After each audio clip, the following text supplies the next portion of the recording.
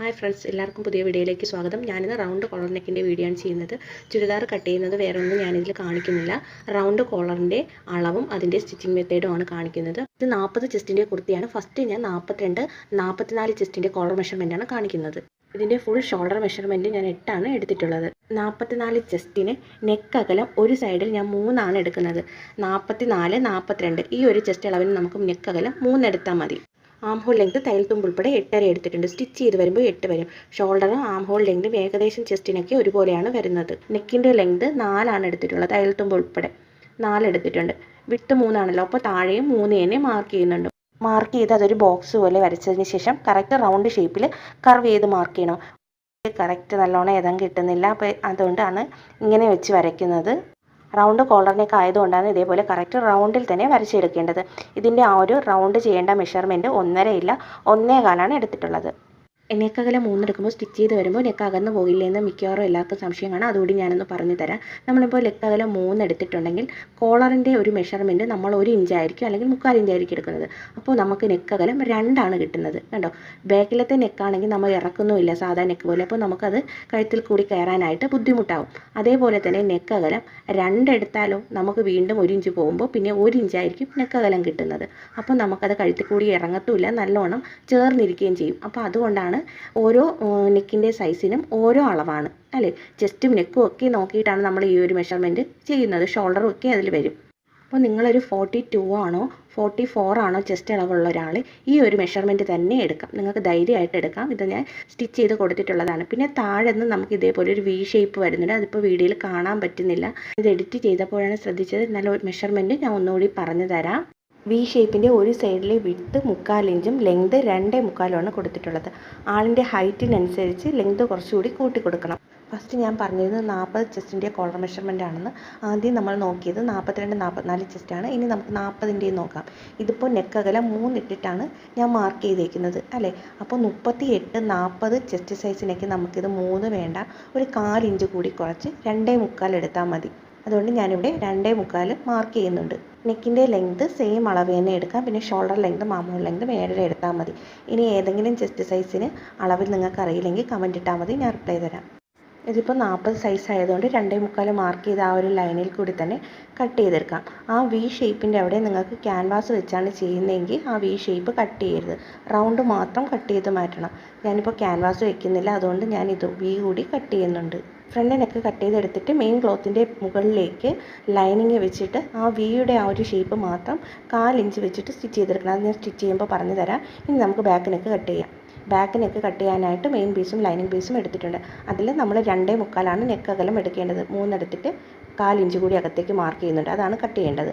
ഇനി ഒരു 1/4 ഇഞ്ചോ 1/2 ഇഞ്ചോ ഇതേപോലെ ഒന്ന് ചരിച്ച് മാർക്ക് ചെയ്യണം. അതിൽ കൂടരുത്, അത്ര മതി. ഇല്ലെങ്കിൽ ഒരുപാട് അകന്ന് നിൽക്കും നെക്ക്. നെക്കകലം മാർക്ക് ചെയ്ത് കോർണർ രണ്ടും കട്ട് ചെയ്ത് കൊടുക്കണം. ഫ്രണ്ട് നെക്ക് സ്റ്റിച്ച് ചെയ്യാനായിട്ട് മെയിൻ ക്ലോത്തിൻ്റെ പുറത്തേക്ക് ലൈനിങ് പീസ് വെച്ചതിന് ശേഷം ആ ഒരു വി ഷേപ്പിൽ സ്റ്റിച്ച് ചെയ്യണമെന്ന് പറഞ്ഞില്ലേ, അതേപോലെ സ്റ്റിച്ച് ചെയ്തെടുക്കണം. നെക്കിൻ്റെ റൗണ്ട് ഒന്നും സ്റ്റിച്ച് ചെയ്യാതെ ഇതേപോലെ വി ഷേപ്പ് മാത്രം സ്റ്റിച്ച് ചെയ്തെടുക്കണം. സ്റ്റിച്ചിങ് കട്ടാവാതെ വീടെ കോർണർ കട്ട് ചെയ്ത് അകത്തേക്ക് ഫോൾഡ് ചെയ്തിട്ട് നന്നായിട്ടൊന്ന് അയൺ ചെയ്തെടുക്കണം. അയൺ ചെയ്തെടുത്തതിന് ശേഷം നെക്ക് റൗണ്ട് ഷോൾഡർ കൂടി സ്റ്റിച്ച് ചെയ്തെടുത്തതിന് ശേഷം ബാക്ക് പാർട്ട് ജോയിൻ ചെയ്യാം.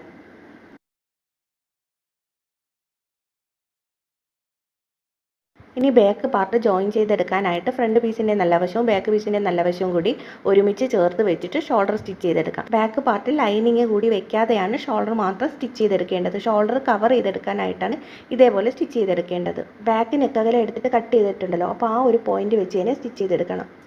ഇനി ഷോൾഡർ കവർ ചെയ്യാനായിട്ട് ഫ്രണ്ട് പീസിൻ്റെ അകവശം, അതായത് ലൈനിങ് കിടക്കുന്ന ആ ഒരു പോർഷൻ കണ്ടോ, ലൈനിങ് കിടക്കുന്ന ആ ഒരു പോർഷനിലേക്ക് വേണം ലൈനിങ് വെച്ചിട്ട് ബാക്ക് പീസിൻ്റെ ലൈനിങ് വെച്ചിട്ട് ഷോൾഡർ ജോയിൻറ്റ് ചെയ്തെടുക്കേണ്ടത്. ബാക്ക് നെക്ക് കൂടി സ്റ്റിച്ച് ചെയ്ത് പോവാൻ കട്ടിയൊന്നും വരത്തില്ല. പേപ്പർ ക്യാൻവാസ് വെച്ചാണ് കോളർ ചെയ്യുന്നത്. ഇനി ലൈനിങ് ബാക്കിലേക്ക് തന്നെ ഫോൾഡ് ചെയ്തിടണം. ഇതേപോലെ തിരിച്ചിടണം. തിരിച്ചിടുമ്പോൾ നമ്മുടെ ഷോൾഡർ കവർ ചെയ്ത് വന്നിട്ടുണ്ട്. നല്ല നീറ്റായിട്ട് തന്നെ ഇപ്പോൾ ഷോൾഡർ കവർ ചെയ്ത് കിട്ടിയിട്ടുണ്ട്. ഇനിയാണ് മെയിൻ ആയിട്ടുള്ള കാര്യം, കോളറിൻ്റെ അളവെടുക്കുന്ന രീതിയും സ്റ്റിച്ചിങ് മെത്തേഡും. സ്റ്റിച്ചിങ്ങും എല്ലാവർക്കും അറിയായിരിക്കും, അളവെടുക്കാനും അറിയായിരിക്കും, എന്നാലും എല്ലാവർക്കും ഡൗട്ടായിരിക്കും.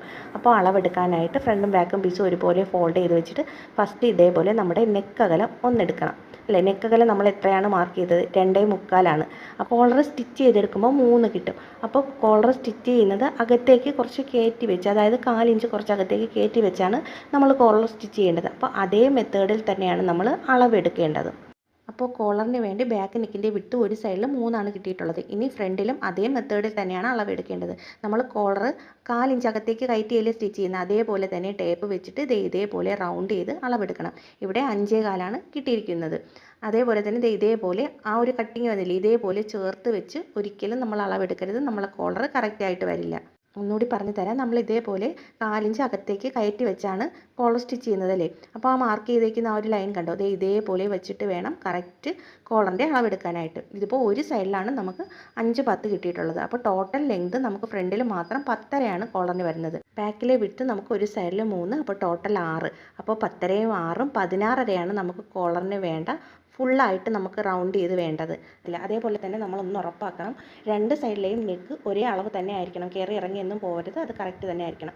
പിന്നെ നെക്കിനൊരു വി കട്ടിങ് വന്നില്ല, ആ വി കട്ടിങ്ങിൻ്റെ ലെങ്ത് കൊടുക്കുമ്പോൾ എന്തായാലും 2.5 കൂടുതൽ വേണം. അതെന്താണെന്നാൽ ഒരാളിൻ്റെ നോർമൽ നെക്ക് ലെങ്ത് 6 മുതൽ 6.5 വരെയാണ്. ഹൈറ്റുള്ള ഒരാളിന് 6.5 ആയിരിക്കും. അപ്പോൾ നമുക്ക് കോളറിൻ്റെ ആ ഒരു ലെങ്ത് 3.5 കിട്ടിയിരിക്കുന്നത്. അപ്പോൾ ആ ഒരു വി കട്ടിങ്ങിന് നമുക്ക് 2.5 മുതൽ 3 വരെ ലെങ്ത് കൊടുക്കാം.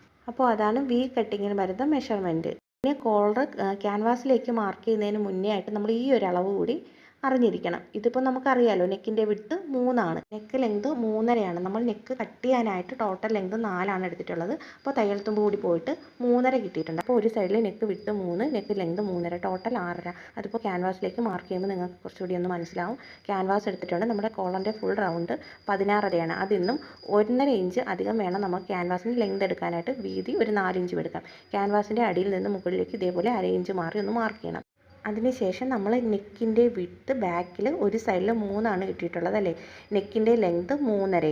അപ്പോൾ നമുക്ക് ടോട്ടൽ 6.5 ഫുൾ ലെങ്ത് കിട്ടിയിട്ടുള്ളത് അല്ലേ. ഇനി നമ്മൾ ആ 6.5 മാർക്ക് ചെയ്ത് ആ ഒരു പോയിന്റിൽ നിന്ന് മുകളിലേക്ക് 3 ഇഞ്ച് മാറി ഒരു സ്ട്രെയിറ്റ് ലൈൻ കൊടുക്കണം ഇതേപോലെ. എന്നിട്ട് നമ്മൾ ആ നെക്കിൻ്റെ ഷേപ്പ് ചെയ്യാൻ നേരത്ത് അവിടെ ഒരു 1.25 എടുത്തിട്ട് ആ 1.25 ഇവിടെ നിന്ന് മാർക്ക് ചെയ്ത് കൊടുത്തിട്ട് മുകളിലത്തെ പോയിന്റിൽ നിന്ന് ആ 1.25 മാർക്ക് ചെയ്ത് ആ പോയിന്റിലൂടെ ഇതേപോലെ കറക്റ്റ് ഷേപ്പ് ചെയ്ത് വരച്ചെടുക്കണം. പിന്നെ കോളറിൻ്റെ വീതി നമുക്ക് 3/4 ഇഞ്ച് മുതൽ 1.25 ഇഞ്ച് വരെ കൊടുക്കാം.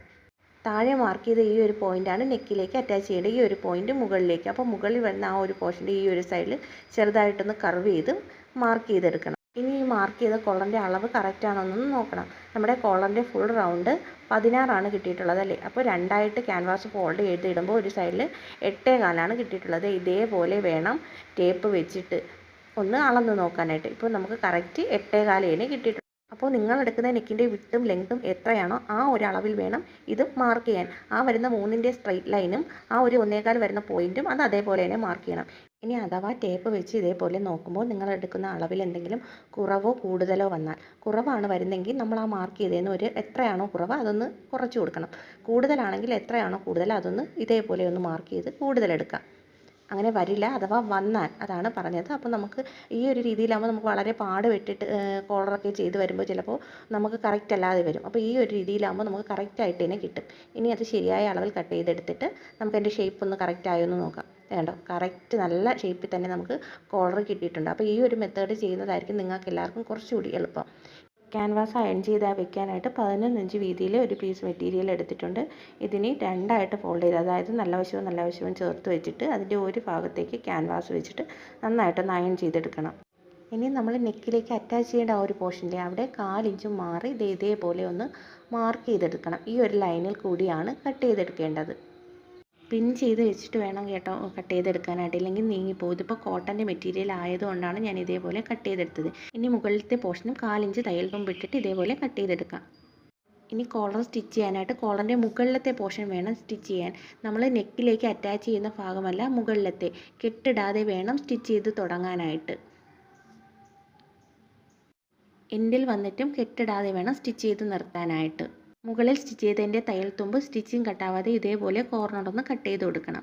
ഇപ്പോൾ ക്യാൻവാസ് ഇരിക്കുന്ന ഈ ഒരു പോർഷൻ്റെ തയ്യൽ തുമ്പില്ലേ, അത് ഇതേപോലെ ക്യാൻവാസിനോട് ചേർത്ത് അകത്തേക്ക് വെച്ചിട്ട് നന്നായിട്ടൊന്ന് അയൺ ചെയ്ത് കൊടുക്കണം. സ്റ്റിച്ച് ചെയ്തെടുക്കരുത്. സ്റ്റിച്ച് ചെയ്തെടുത്താൽ നമുക്ക് വീണ്ടും കോളർ സ്റ്റിച്ച് ചെയ്യുമ്പോൾ അവിടെ ഡബിൾ സ്റ്റിച്ചൊക്കെ വന്നിട്ട് കോളറിന് നല്ല ഫിനിഷിങ് കിട്ടത്തില്ല. അതുകൊണ്ട് ഒതുങ്ങുന്ന തുണിയാണെങ്കിൽ നന്നായിട്ടൊന്ന് അയൺ ചെയ്ത് കൊടുക്കണം, ഇല്ലെങ്കിൽ ചെറുതായിട്ട് ഗ്ലൂ വെച്ചിട്ട് ഒട്ടിച്ചെടുക്കാം. ഇനി ഇത് നല്ല വശത്തേക്ക് തിരിച്ചിട്ടിട്ട് നന്നായിട്ടൊന്ന് അയൺ ചെയ്തെടുക്കണം.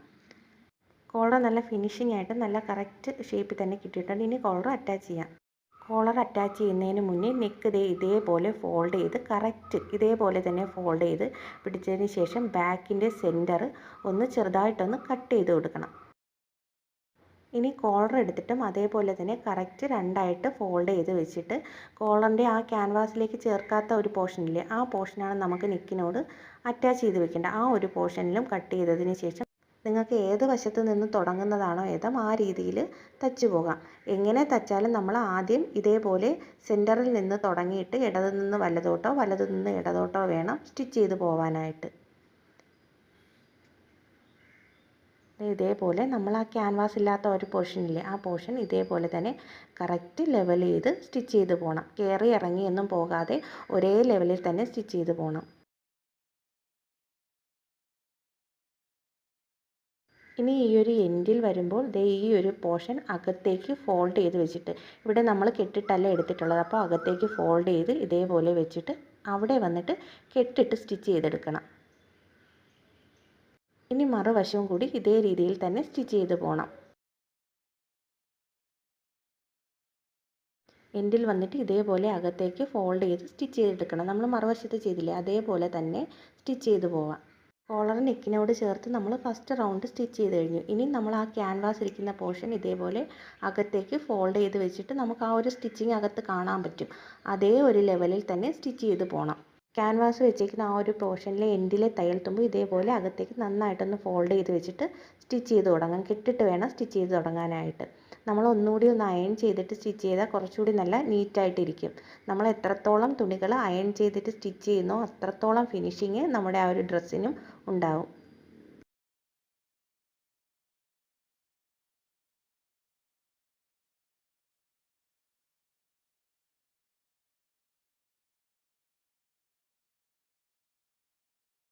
കോളർ നല്ല നീറ്റായിട്ട് തന്നെ സ്റ്റിച്ച് ചെയ്തെടുത്തിട്ടുണ്ട്. ഇത് തച്ച് കൊടുത്ത കസ്റ്റമറിന് നന്നായിട്ട് ഇഷ്ടപ്പെടുകയും ചെയ്തു. കറക്റ്റ് അളവുമായിരുന്നു.